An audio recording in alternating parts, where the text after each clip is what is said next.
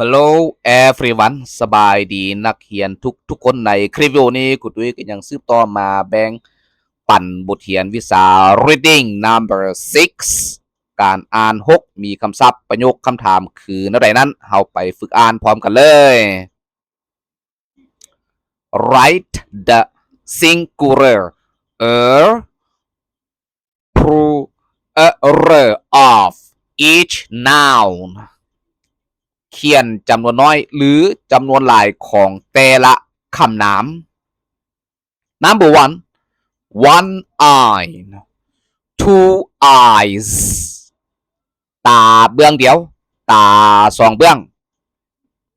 Number 2 1 ear 2 ears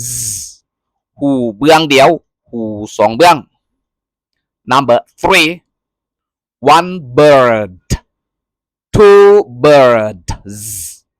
นกตัวหนึ่งนกสองตัว Number 4 1 tree 2 trees ต้นไม้หนึ่งต้นต้นไม้สองต้น Number 5 1 cat 2 cats แมวตัวหนึ่งแมวสองตัว Number 6 1 sock 2 socks ทงตีนหนึ่งข้าง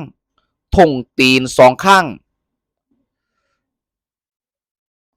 ขอบใจหลายๆสำหรับนักเรียนที่กดไลค์กดแชร์กดกระดิ่งกด Subscribe ให้ครูตุ้ยในช่องทาง YouTube TikTok Facebook Page เพื่อเป็นกำลังใจให้ครูตุ้ยในการสร้างคลิปวิดีโอบทเรียนใหม่ๆออกมารับใช้นักเรียนถ้านักเรียนคนใดสนใจอยากเขียนเพิ่มภาษาอังกฤษทางออนไลน์สามารถติดต่อหาครูตุ้ยได้ตามข้อมูลที่ให้มาดีเด้อมีทาง WhatsApp และช่องทางอื่น